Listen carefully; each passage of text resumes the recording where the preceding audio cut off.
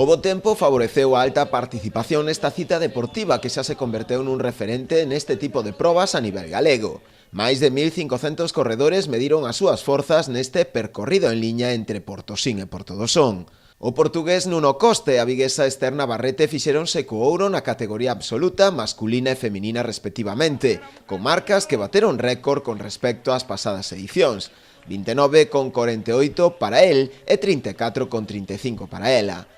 David Santos e Pablo Bocelo completaron o podio masculino, mentres que Esther Rodríguez e Clarís María Piño fixeron o propio na feminina.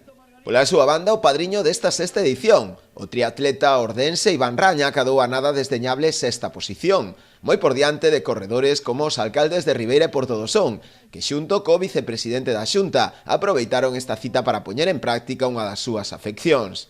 Como previa á carreira absoluta, durante a xornada do sábado desenvolvéronse tamén as probas dos escolares, dende benxamíns a cadetes, que se caracterizaron tamén pola altísima participación e, sobre todo, polo ton festivo da xornada.